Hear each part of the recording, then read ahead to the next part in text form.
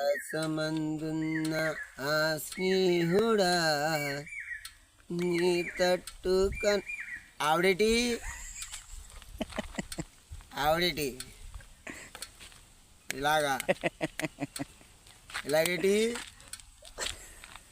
ఇలాగేటి అంటున్నాను.